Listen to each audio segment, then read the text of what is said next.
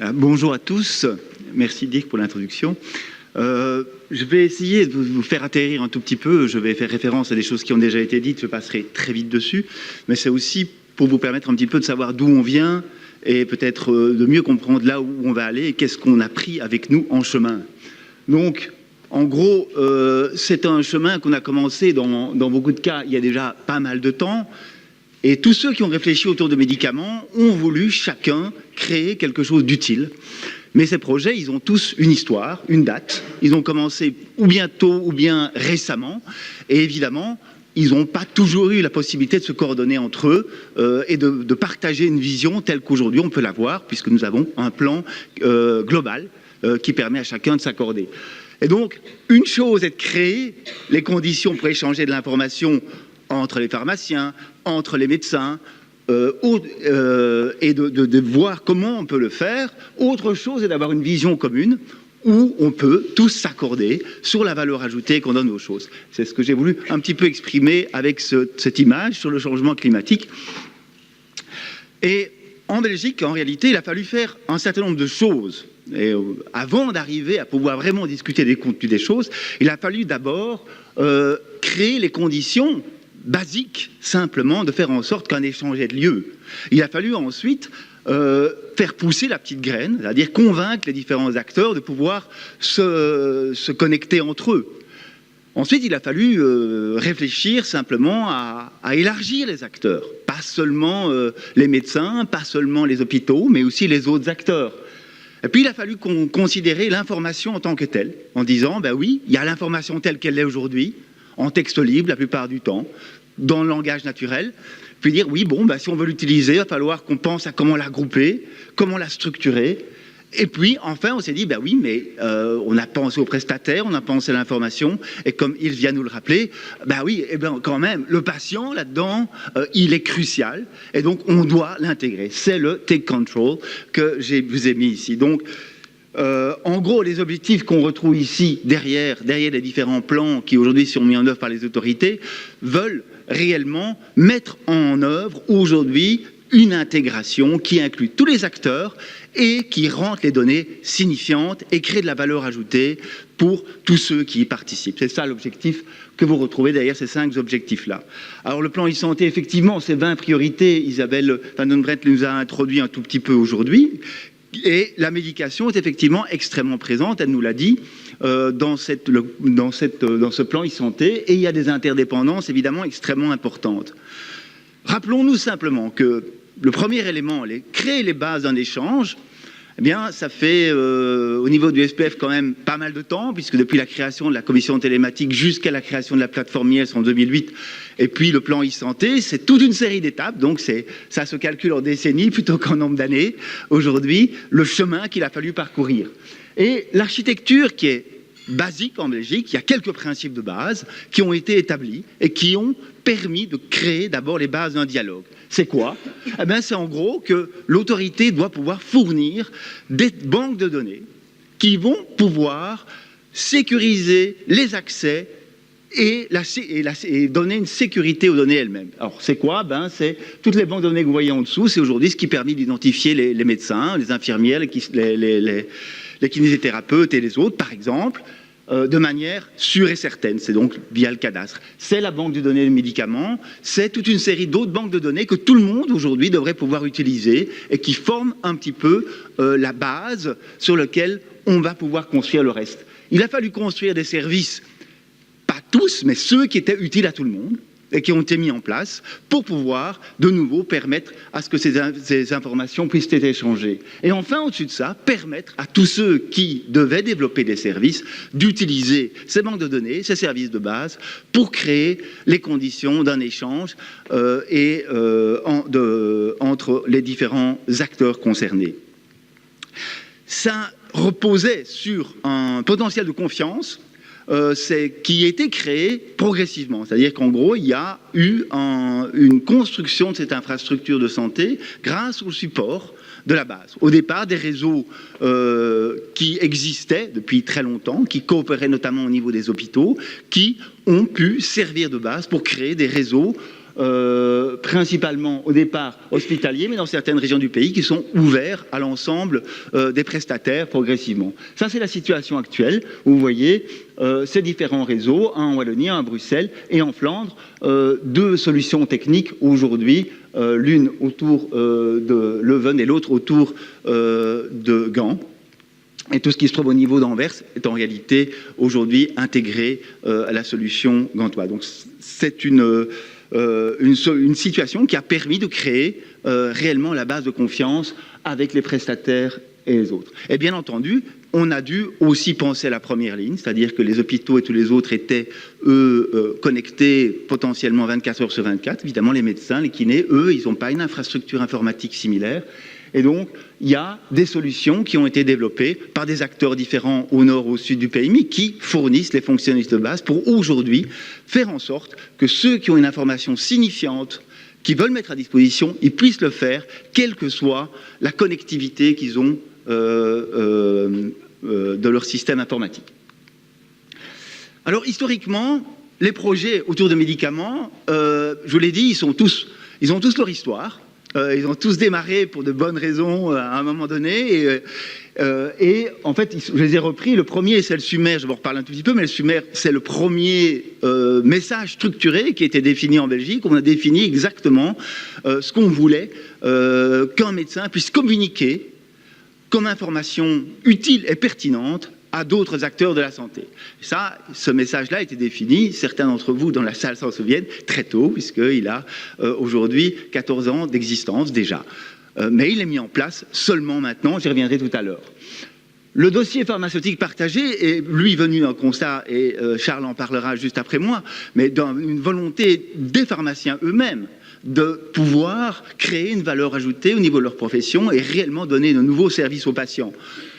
Il s'est créé d'abord dans le cadre des pharmaciens eux-mêmes, mais on le verra aussi, il a pour objectif, bien entendu, aussi de permettre à ce que cette valeur ajoutée soit partagée par d'autres.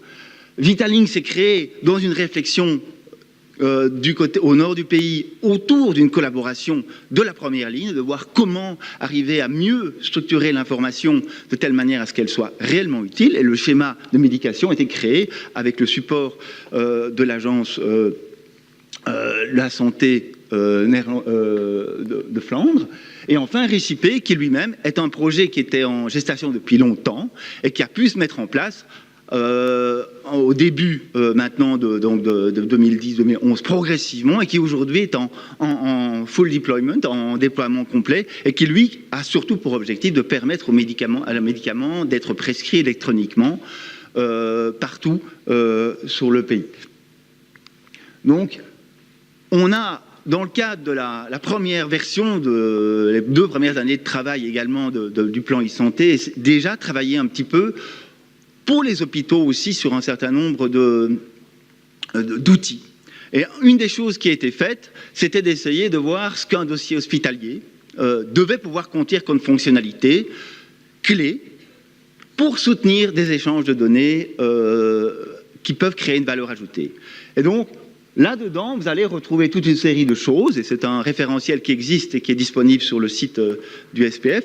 Vous allez trouver toute une série de fonctions qui reprennent tous ces concepts-là et qui permettent de pouvoir mieux organiser l'information, la structurer, la trier et la rendre à disposition, et en particulier également donc, des fonctionnalités qui sont liées aux médicaments. On les a classées en 3 priorités. Parce qu'effectivement, aujourd'hui, tous les systèmes hospitaliers n'ont pas les mêmes capacités de traiter l'information. Et donc, on a voulu donner un peu une perspective aux hôpitaux en disant, voilà, vers quoi vos systèmes devraient idéalement évoluer. Et tout ce qui se trouve en priorité 2, c'est en fait ce qu'on cherche à atteindre d'ici la fin de la roadmap maintenant. Là, vous allez trouver un exemple, par exemple, sur des fonctionnalités qui sont liées aux médicaments et que normalement tous les hôpitaux devraient pouvoir gérer d'ici la fin de la roadmap actuelle, c'est-à-dire fin 2018-2019.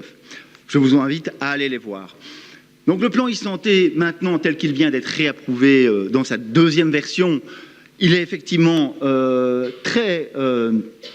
il traite de la médication à de très nombreux endroits, comme Isabelle l'a dit. on va revenir simplement en matière d'introduction sur les quelques points les plus importants. Le premier, je vous l'ai dit, historiquement, le Sumer, il prévoit qu'il continue à évoluer. D'ici fin 2016, on désire avoir un Sumer structuré et codifié qui puisse être davantage lié avec les sources authentiques de données qui existent déjà en termes de vaccination et de médication. On souhaite que ce Sumer puisse être organisé en modules et que dès lors il puisse être utilisé comme base pour la coopération multidisciplinaire. On souhaite que l'utilisation des modules du Sumer puisse être aussi intégrée dans le DPI et dans le dossier personnel. Ce qui veut dire, en gros, qu'on puisse relier et rendre disponibles les informations des différents projets entre eux. Et enfin, que certains modules du Sumer puissent être complétés, non plus seulement directement et uniquement par le médecin, mais de façon pluridisciplinaire. Le Sumer, c'est quelque chose de compliqué, dans un premier temps pour les médecins, parce que ça leur demande de produire un acte intellectuel qu'ils n'avaient pas l'habitude de faire. Eux, ils consignaient l'information pour soigner leurs patients maintenant. On leur demande aujourd'hui de le faire aussi en pensant à l'information qui serait utile en permanence aux autres. Donc c'est une autre manière de gérer l'information, mais qui décolle. Là, j'ai repris les chiffres tout frais.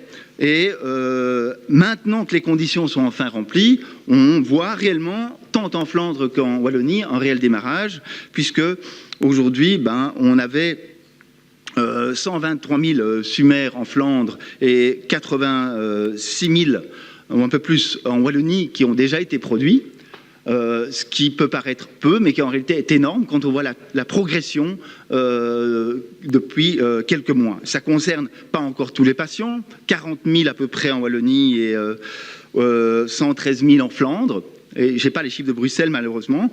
Bon, voilà, le nombre de médecins qui aujourd'hui font l'effort de produire une information signifiante n'est peut-être pas encore énorme, mais il est lui aussi en très nette augmentation. En Wallonie, ça représente 500 médecins. Et en Flandre, à peu près 1500. Le dossier pharmaceutique partagé, on lui dit, que pour le premier trimestre 2017, il devrait être créé pour chaque patient, en reprenant les informations relatives aux 12 derniers mois. Et ce dossier doit pouvoir être accessible par tout pharmacien, moyennant le consentement du patient. Vitalink, lui aussi, va continuer à se déployer du côté nord du pays. Et ce qu'on désire faire, c'est effectivement faire en sorte que même si les solutions sont légèrement différentes, on arrive, au nord et au sud du pays, à avoir une information qui donne la même valeur ajoutée pour les autres. Donc on partira sur des bases qui sont différentes peut-être, mais à la fin, on devrait y arriver. La transmission Transmuros également est abordée avec un objectif pour le premier trimestre 2017. Le plus important ici est, je pense, le lien qui va être fait entre les schémas de médication ambulatoire et hospitalier et la nécessité de pouvoir reposer, comme je le disais, sur une source authentique de données, de médication qui soit utilisée partout. Je vais l'aborder juste après.